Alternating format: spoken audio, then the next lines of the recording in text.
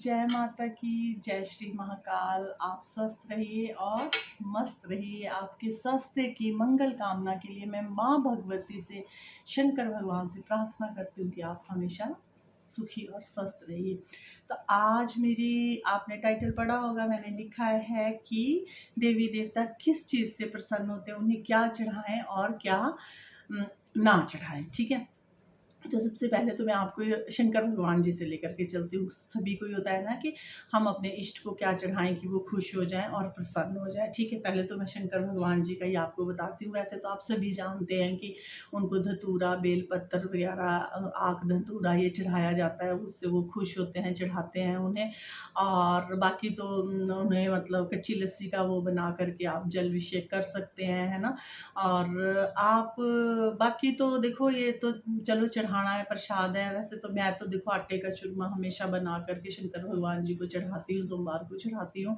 आप जो भी कुछ चढ़ा सकते हैं, वैसे उनको वही चढ़ता है। ठीक है, बात ये रहेगी कि आपको उनको प्रसन्न करना है। तो देखो, ये तो भोग प्रसाद जो भी है, एक है कि चलो आपने किसी को सजाया, धुलाया, नहाया, तो आपने उनको भोग प्रसाद दिया तो वो खुश हो गए, बड़ी अच्छी बात है, ये करना चाहिए। लेकिन जितना वो ध्यान और उनके आप ध्यान में लिप्त रहते हैं, उनका मंत्र जाप करते हैं, आप 100 माला करके उठते हैं, 50 माला करके उठते हैं, 25 माला करके उठते हैं, तो वो इससे और भी ज़्यादा खुश होते हैं। वो आप उनके उतने नज़दीक जाते हैं और आप उनकी ऊर्जा को साम पाते हैं। ठीक है ना।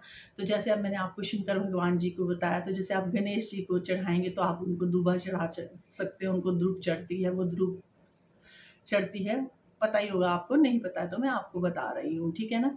तो कृष्ण जी को तुलसी दल चढ़ता है, विष्णु भगवान जी को भी तुलसी चढ़ती है। ठीक है, माता दुर्गा को वैसे तो गुड़हल के फूल चढ़ते हैं, माँ काली की तरह उनको भी गुड़हल का फूल चढ़ता है ना। वैसे उन्हें जास्मीन का फूल ज़्यादा प्रिय है, और मैंने स्पेशल अपने घर में जास्मीन लगाई हुई है। और शाम होने लगती है तो रात की रानी और जास्मीन दोनों इतनी महकती है, इतनी महकती है ना।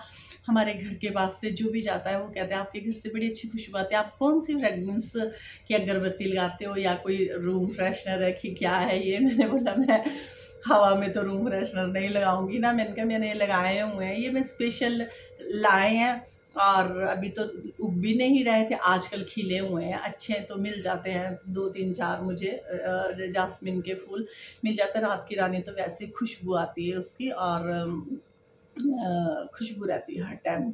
अगरबत्ती लगाने की ज़रूरत नहीं है। और अगर अच्छी हवा चल रही होती है ना, हमारे घर की साइड की हवा चल रही होती है, तो अंदर भी मतलब कि उसकी ड्राइंग रूम में मैं किचन में चपाती वगैरह बना रही होती हूँ, कुछ तो मुझे आ रही होती है, इतनी महकी महकी खुशबू आती। फिर मैंने आजकल नीचे अगरबत्ती धूप लगाना ना बंद कर दिया, क्योंकि जो ओरिजिनल होती है ना इसकी, तो फिर वो भी नहीं आ पाती मुझे ना, तो फिर मैं लगाती नहीं हूँ उसको। फिर आजकल आती है, जैसे शाम को हवा चल रही है, तो अभी मैं बाहर घूम रही थी, ढल गई थी, सांझ हो गई थी, हवा चल रही थी, बड़ी हवा हो रही थी, है ना।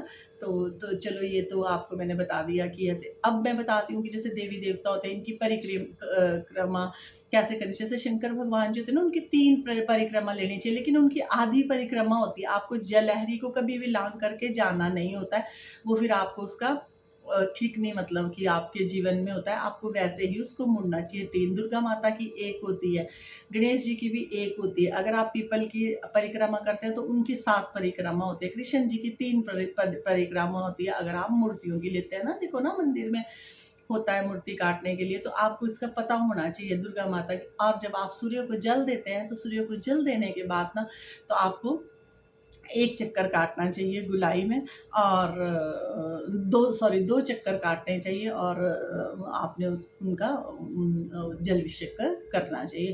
तो ये छोटी छोटी जानकारी होती है, छोटे छोटे भोग होते हैं। और आप भोग तो आपको सभी को ही पता है कि भाई आप लड्डू का भोग गणेश जी को लगा सकते हैं, माता रानी को तो हलवा, कढ़ाई, छोले वगैरह यही चढ़ते हैं, चूरमा।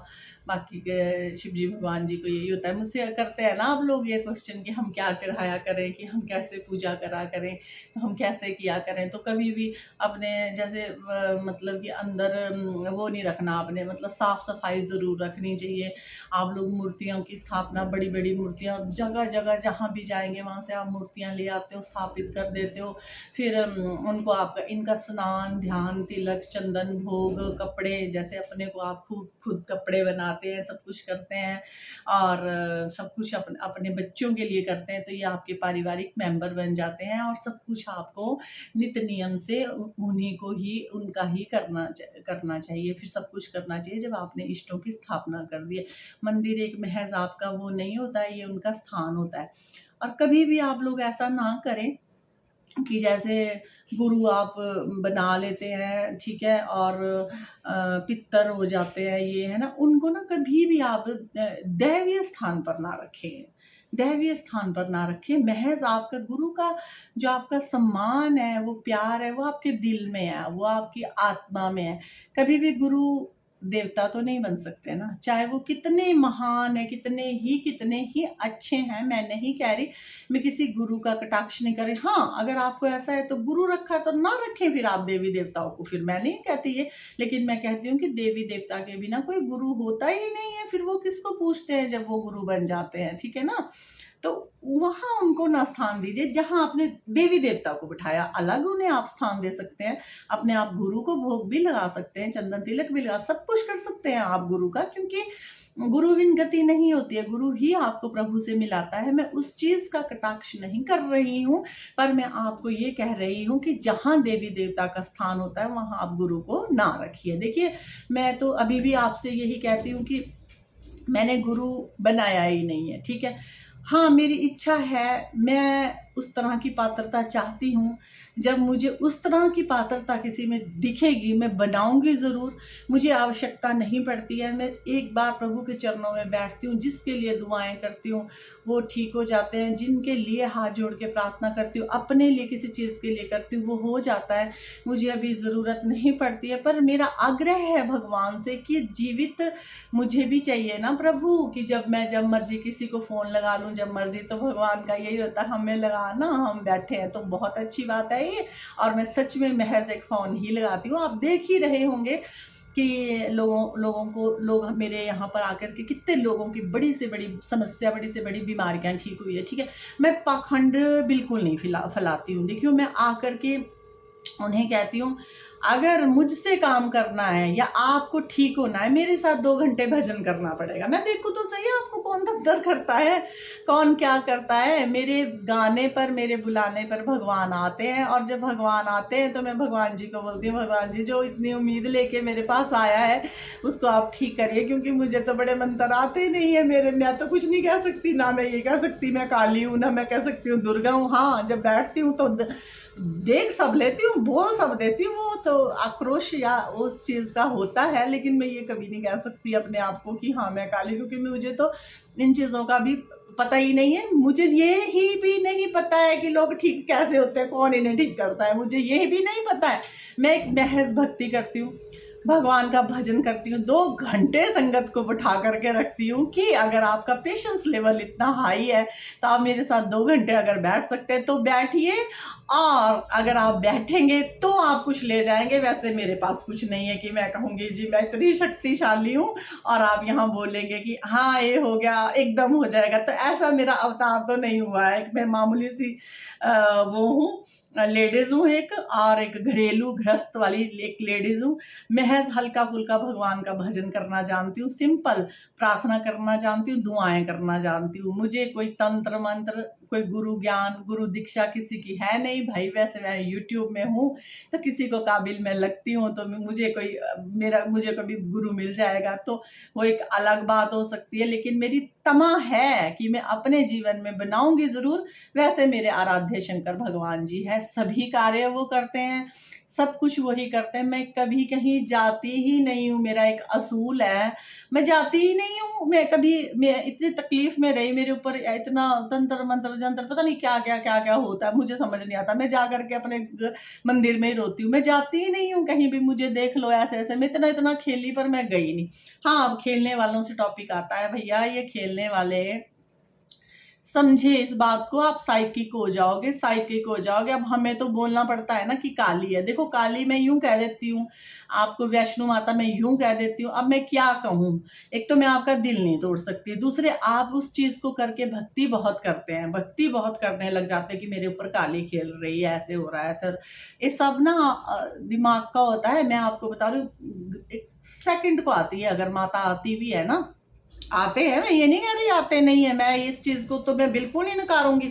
चाहे कोई सनातन धर्म का इस पर आवाज उठाता है, चाहे वो कुछ भी इसके लिए उठाता है, मैं ये चीज कभी नहीं नकारूंगी कि देवी आती नहीं है या देवता आते नहीं है। आते हैं, 100% आते हैं, पर मैं ये कह सकती हूँ कि महज सेकंड को आते हैं, चुटकियों को आते हैं बस। पर ये नहीं कि घंटे घंटे जब भजन जैसा लगाया वैसे ही आपके एक्सप्रेशन हो जाए। अरे हम जब मुझे डांटना होता है ना, माँ ने, कोई भजन नहीं लग रहा होता उस टाइम, आ जाती है सिर पर और बोल करके जाती है कि ऐसे करना, ऐसे करना और ऐसे करना और ऐसे तू कर रही है, ठीक है ना। कोई भजन से कोई मैटर ही नहीं रखता जब आपके साथ शक्ति है। कोई भजन से क्या मैटर है उसका कि भजन लगेगा तभी आप ऐसे ऐसे करोगे, ऐसे क्यों नहीं करेंगे। फिर कहाँ चली जाती है वो देवी, जब वो भजन लगता है तभी होता है, ऐसे नहीं। आप देखो, मैं देखो अंधविश्वास को कोई बढ़ावा नहीं दूंगी। मैं, मेरा चैनल है, इसके निमित्त मैं नॉलेज दे रही हूँ। मेरा दिल भी नहीं करता है ये लाइन छोड़ने के लिए, मैं करूंगी, हमेशा करूंगी, रूबरू कराऊंगी लोगों को हर चीज से।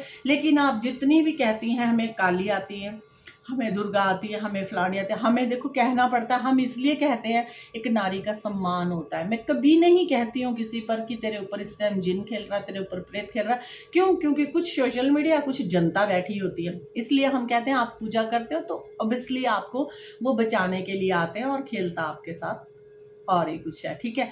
तो अगर आपको मेरे हिसाब से चलना है, देखिए मैं आपको हर तरह से ट्रीट करूंगी, मेडिकल तौर से भी ट्रीट करूंगी, जिस तरह से भी हमें आवाज आती है उस तरह से भी ट्रीट करूँ, ठीक है। जंतर मंतर जंतर की भी मुझे हद से भी ज़्यादा नॉलेज हो चुकी है, क्योंकि मैं लोगों को ठीक करती हूँ, तो इस करके मैं काम करना थोड़ा सीख चुकी हूँ, ठीक है। मैं दूंगी हर चीज़ के, लेकिन अगर अपने दिमाग से ये बात निकालनी होगी कि मैं काली, मैं काली, फिर चलो मैं मान भी लेती हूँ, 1% को मैं मान लेती हूँ कि जो भक्ति करता है प्रभु आते हैं, आती होगी महारानी, आती होगी।